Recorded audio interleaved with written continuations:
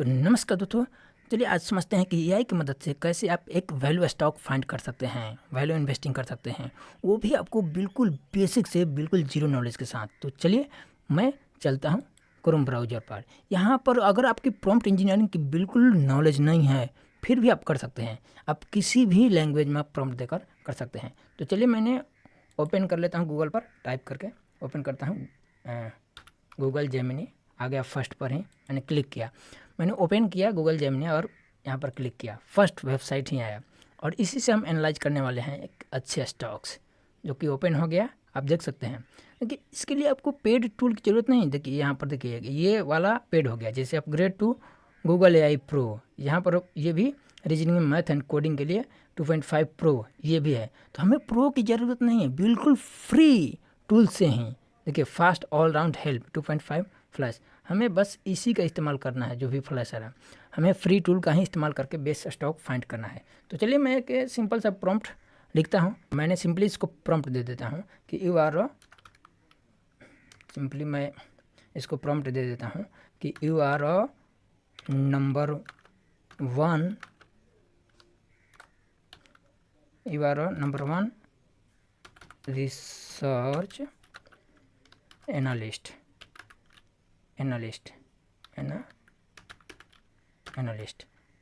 पहले इसको रोल दे दिया मैंने। पहले क्या किया, देखिए जो अगर आपको बिल्कुल नॉलेज नहीं है तो पहले आप एक रोल दे दीजिए कि तुम क्या हो, तुम क्या करने वाले हो। तो मैंने पहले से रोल दे दिया कि you are number one research analyst, यानी इसको रोल दे दिया कि तुम नंबर वन रिसर्च एनालिस्ट हो। एंड उसके बाद अब आपको जो करवाना है लिख सकते हैं। आपको चाहे तो इंग्लिश में दे सकते हो या हिंदी में, कोई फ़र्क पड़ने वाला नहीं। मैं टूटी फूटी इंग्लिश का भी इस्तेमाल कर सकते हो। तो मैंने सिंपल लिख देता हूँ कि you are number one research analyst and find मैंने सिंपली एक दे देता हूँ, find a best value stock, चाहे फाइंड अ बेस्ट स्टॉक मैं लिख देता हूँ इसके जगह पर। अच्छा ये रहेगा, find a best stocks, find a best stocks to, इसका दे देते हैं find a best stock to value investing,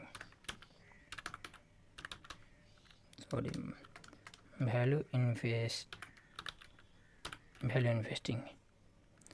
मैंने ये रोल दे दिया कि you are number one research analyst and find the best stock to value investing. बस इतना भी लिख दोगे तो काम चल जाएगा। एंड मैं एक और चीज़ ऐड कर देना चाहता हूँ कि you are number one research analyst find the best value best stock to value investing. And you एक चीज़ और ऐड कर देना चाहता हूँ, you can use easy, you can use a easy language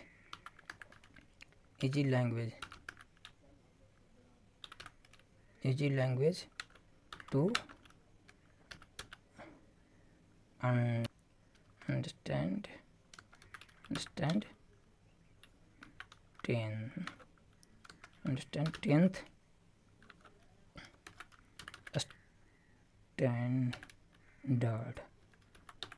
standard student.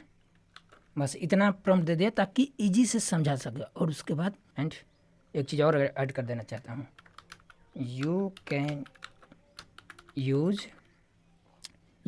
Use all key ratio for insurance sector company.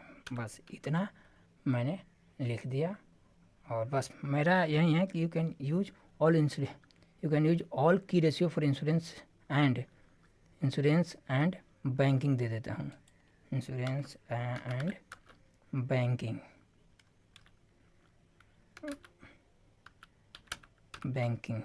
Sector company. बस इतना इसको रोल दे दिया और उसके बाद सिंपली कर देना है क्लिक। और देखिए क्या कर रहा है इसका, जब ये दे देते हैं ना, पहला कि you are number 1 research analyst, find a best stock to value investing और you can use easy language to understand 10th standard. तो यहाँ पर जो भी है वार्निंग मुझे दे दिया है। तो here's research plan for that topic, if you need to update let me know. अब देखिए यहाँ पर ये एक दे दिया बिल्कुल जो भी मैं रिसर्च के लिए दिया। तो ये बेसिक चीज़ रिसर्च वेबसाइट, ये जो भी है प्रॉम्प्ट, एक बेसिक प्रॉम्प्ट दे दिया कि ये चीज़ ये करने वाला है। तो देखिए 6 पॉइंट दे दिया कि research and define the core principle of value investing in a way that easy to understand for a student. Investigate the fundamental business model for banking companies and insurance company। और सारे ratio दे दिया और उसके बाद कुछ नहीं करना है, सिंपली आपको यहाँ पर करना है। चाहे तो आप और चीज़ें ऐड कर सकते हो बाद में और रिसर्च करवा सकते हो, लेकिन मैं कुछ नहीं ऐड करूँगा, इतना ही पर क्लिक कर देता हूँ स्टार्ट रिसर्च। और देखिएगा कि इसका क्या रिप्लाई रहता है। अगर देखिए banking insurance value stock analysis कर रहा है और इसमें जो भी थिंकिंग करेगा यहाँ पर शो करेगा कि क्या क्या understand the research goal, I am being my research to find the best stock for value investing with a specific focus on the banking and insurance sector. The goal is to explain these complex topics in a way that is easy for our students. और इसमें से ये अपना जो thought है ये आपको दिखा रहा है कि क्या क्या।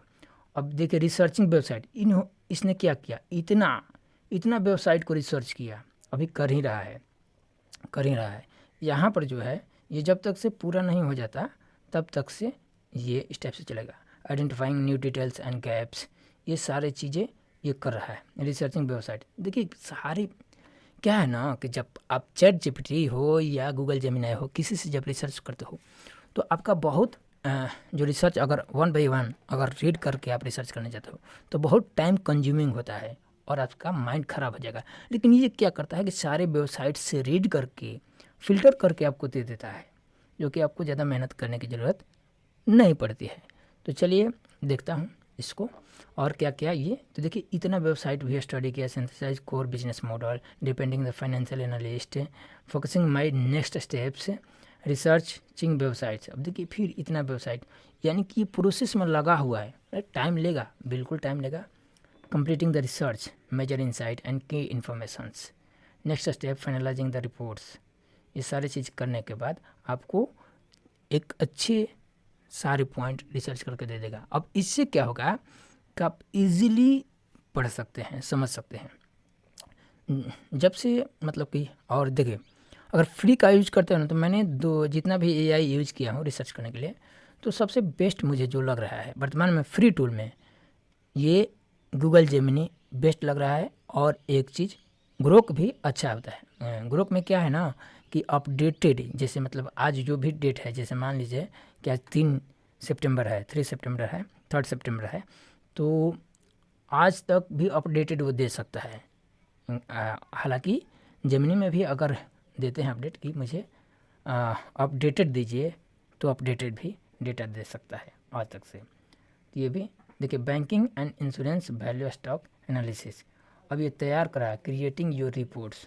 अब ये क्या कर रहा है, हमारे लिए रिपोर्ट तैयार करके दे रहा है और हमें सिर्फ क्या करना है ये सारे चीज़। अभी next step finalising the report, यानी with all necessary information now at my disposal, I am ready to begin writing the final report and I am synthesize all the research finding into a single cohesive and easy to understand guide tailored for 10th grade students।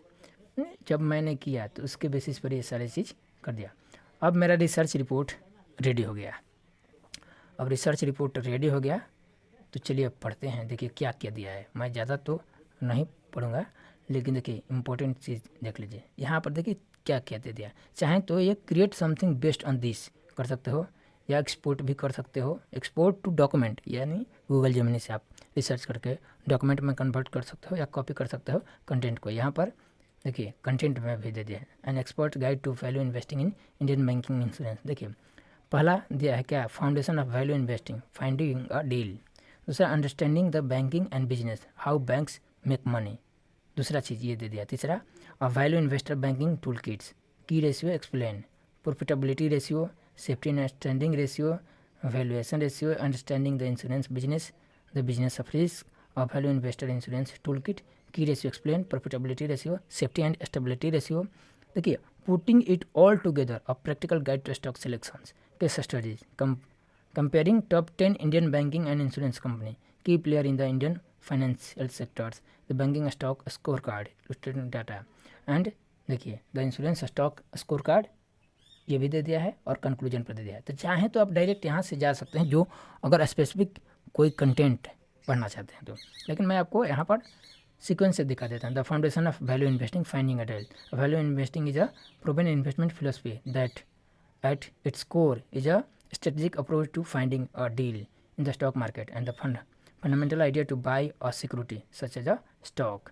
अब यहाँ पर ये पढ़ सकते हो, सारा चीज़ इसमें दिया है। दूसरा इसमें फाउंडेशन में सिक्योरिटी एनालिसिस दे दिया कि concept introduce by Graham is the margin of safety भी इंक्लूड किया है इसमें, ये भी ऐड किया है। Value investing often contrasted with growth investing, तो ये यानी देख रहे हैं कि क्या क्या दिया है। Understanding the banking business, how banks makes money, ये पढ़ सकते हैं, आसानी से पढ़ के समझ सकते हैं।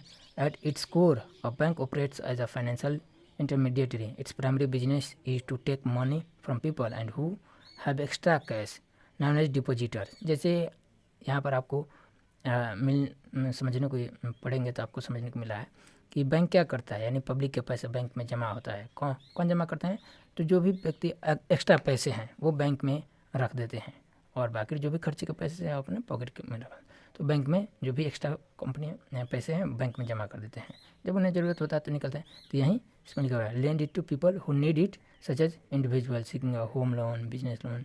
मान लीजिए जमा हो गया, एक व्यक्ति जमा करता है अपने खाते में, तो कुछ व्यक्ति वो निकालते हैं लोन के रूप में और बैंक को वापस में इंटरेस्ट देते हैं। तो इस ऐसे बैंक कमाती है जैसे लायबिलिटी, बिकॉज अब ये सारी चीज़ें आप पढ़ सकते हैं स्टेप बाय स्टेप। जैसे में India's banking sector is under the strict supervision of the reserve bank of India which act as the country's central bank and primary regulator. The RBI sets critical rules such as capital requirement and liquidity ratio to protect depository. ये सारी चीज़ देख सकते हैं। अब value investor banking tool kits की ratio explain, यहाँ पर net interest margin ये दे दिया है। प्रॉफिटेबिलिटी रेशियो में net interest margin, this metric is primarily indicator of a bank's core profitability from its lending business. It's measure the difference between the interest of banks earn on its loan and investment and interest is pay on its deposit and other borrowings. ये सारे net interest margin NIM देख लिए, return on asset ROA देख लिए and ROE return on equities, ये सारी चीज़। ROA क्या है, net income divide by total asset. ROE क्या है, net income divide by share holders equity, share holders की जो इक्विटी है उससे डिवाइड कीजिएगा, नेट इनकम मिल जाए, ROE निकल जाएगा, रिटर्न ऑन इक्विटी मिल जाएगा। उसके बाद ये सारी चीज़ सेफ्टी एंड स्टेबिलिटी रेशियो यानी कैपिटल एडिक्विटी रेशियो, यानी कार शॉर्ट फॉर्म में कार कहा जाता है। कैपिटल एडिक्विटी रेशियो में ये बैंकिंग सेक्टर में होता है, सारी सेक्टर में ये कार रेशियो देखने को नहीं मिलेगा। Also known as the capital to risk weightage asset ratio, risk weightage एक होता है capital to risk weightage asset ratio यानी CRR होता है। This metric is measure of the bank's financial strength and its ability to handle potential losses. यहाँ तो एक एक करके आप हर बात पर, अगर मान लीजिए कि मुझे ये समझ में नहीं आया नॉन परफॉर्मिंग एसेट, तो मैं और डिटेल में समझ सकता हूँ। मैं कहूँगा ग्रोस NPA क्या होता है, नेट NPA क्या होता है, इस सारे चीज़ें इसके बारे में समझ सकते हैं। एफिशिएंसी रेशियो क्या होता है, इनके बारे में मैं डिटेल में समझ सकता हूँ फिर से। और टाइप ये वैल्यूएशन रेशियो हो गया। Price to earning ratio and P ratio, this ratio compares और P रेशियो मतलब शेयर प्राइस को जब कंपनी के अर्निंग पर शेयर से डिवाइड करते हैं तो P रेशियो निकलता है। और प्राइस टू बुक वैल्यू होता है कि यानी कि कंपनी की शेयर प्राइस को जब उसकी बुक वैल्यू से डिवाइड करते हैं तो ये निकलता है price to book value. Understanding the insurance business and the business of risk, तो ऐसे करके आप कर सकते हैं। अब यहाँ पर एक और देख लीजिए, ये प्रॉफिटेबिलिटी रेशियो में कंबाइंड रेशियो यानी loss ratio and the expense ratio, the formula combined ratio the claims paid plus expenses divide by premium. ये सारी चीज़ समझाएगा। मैं इसके बारे में ज़्यादा डिटेल में नहीं समझाऊंगा क्योंकि वीडियो बहुत लंबी हो जाएगी और मैं जानता हूँ कि अगर ज़्यादा वीडियो लंबी हो जाएगी तो आप भरपूर वीडियो देखने वाले नहीं हैं, बहुत लोग उब जाएंगे क्योंकि ये रेशियो समझ में बहुत लोगों को नहीं आएगा, इस वजह से वीडियो देखना नहीं चाहेंगे। तो मैं नहीं चाहता हूँ, मैं बस एक ओवरव्यू दे देना चाहता हूँ। जैसे लॉस रेशियो होता है claim paid plus loss adjustment expenses plus premium ratio. ये सारा चीज़ safety and stability ratio putting it all together a practical guide to stock selection. अब जब स्टॉक सिलेक्ट करते हैं तो उसके लिए सारे रेशियो को एक साथ में screening process, finding the candidates, applying the ratio, deep dive, सारा चीज़, बियॉन्ड द नंबर नेचर, ये हो गया। अब की player in the Indian financial sectors, आप देख सकते हैं केस स्टडीज़ में कि comparing top Indian banking and insurance company, यहाँ पर दे दिया। यहाँ पर चाहें तो beyond the numbers the importance of qualitative factors.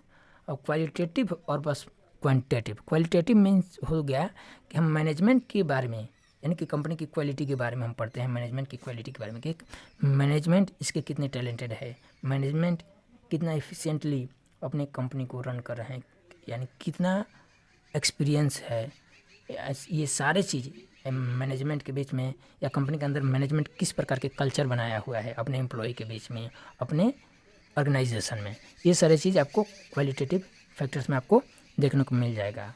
और चलिए कम्पिटिटिव एडवांटेज में मोट कंपनी का कम्पिटिटिव एडवांटेज में आपको मोट समझने को, what makes this company stand out, यानी is it a extensive branch network या leading position in digital innovation, यानी इसका मोट कम्पिटिटिव एडवांटेज क्या है।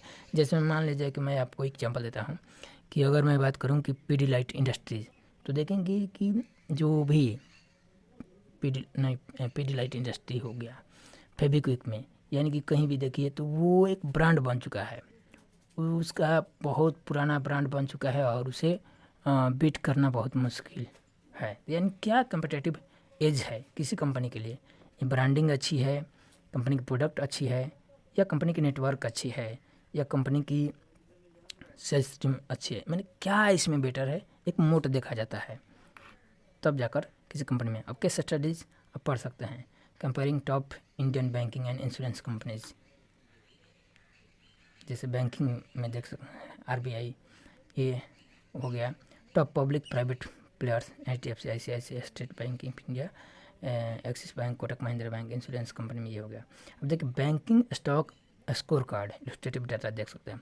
अब यहाँ पर किसी भी, अब देखिए इसमें ये भी सुविधा दिया है एक्सपोर्ट टू सीट्स, यानी कि गूगल सीट्स, एक्सेल सीट्स में एक्सपोर्ट कर सकते हैं इस डाटा को, गूगल सीट्स में एक्सपोर्ट कर सकते हैं। जैसे में स्टॉक स्कोर कार्ड देख सकते हैं, एनआईएम नेट इंटरेस्ट मार्जिन मैंने ऑलरेडी वहाँ पर देखा, आरओई और ROE, CAR, GNPA, NNPA, PE, PB, इस सारे रेशियो ये दिया है कि क्या क्या, तो एचडीएफसी और आईसीआईसीआई और एसबीआई 3 बैंक के लिए ये रेशियो दे दिया है, ये कंपेरिजन कर सकते हैं। चाहें तो आप लिख सकते हैं कि नीचे यहाँ पर कि मुझे 10 बैंकों का कंपेरिजन कराए, तो वो भी दे सकता है। जैसे यहाँ पर इंश्योरेंस स्टॉक स्कोर कार्ड में इसमें कितना 5 लगभग 4 बैंकों का कंपेरिजन करके दिखाया है। तो ऐसे करके आप पढ़ सकते हैं। The data in this table is illustrative purpose only to demonstrate how to use the ratio for comparison. Conclusion: the goal of this report is not to provide a definitive buy recommendation, as the best stock is subjective and depends on a individual personal. तो जितना भी ये सारे चीज़ देख सकते हैं, इतना content आपको दे दिया, और यहाँ पर ये भी दे दिया कि source read but not use in the report, यानी कि इतना इसको भी पढ़ा लेकिन यूज नहीं किया। कम Warren Buffett turn 95 year 10 investing, तो यानी बहुत सारे ये कंटेंट पढ़ा लेकिन एक ओवरव्यू अच्छा कंटेंट दिया। तो ऐसे करके आप रिसर्च कर सकते हैं, चाहें तो और हर पॉइंट पर आप डिटेल में डिस्कशन कर सकते हैं। कंपेरिजन चाहें तो अधिक कंपनी से करा सकते हैं, चाहें तो हर पॉइंट पर जहां आपको डाउट, अगर मान लीजिए कि कोई भी टॉपिक आपको समझ में नहीं आया मान लीजिए, तो वो भी आप इजीली कर सकते हैं। तो मैं ज़्यादा नहीं वीडियो लंबा नहीं करूँगा, मैं इधर ही क्लियर कर देता हूँ। यहाँ पर सॉल्वेंसी रेशियो है, तो ये सारी चीज़ें समझ सकते हैं। अगर मान लीजिए कि लॉस रेशियो समझ में नहीं आ रहा है, तो और इसे डिटेल एक्सप्लेनेशन के साथ समझ सकते हैं। हालांकि इसमें दिया है 40 to 60%, ये पढ़ने के बाद आपको बिल्कुल समझ में आ जाएगा। तो ऐसे करके, और देखिए सिर्फ जितना भी है इस पर ही आप डिसीजन नहीं ले सकते हैं, आपको बेसिक चीज़ आपको समझ में आना चाहिए। जैसे कि मान लीजिए अभी मैं टाइप कर देता हूँ, हाँ जी, अभी मैं आपको यहाँ पर स्क्रीनर पर चल जाता हूँ, तो मैंने स्क्रीनर पर एक कंपनी टाइप कर देता हूँ, ताकि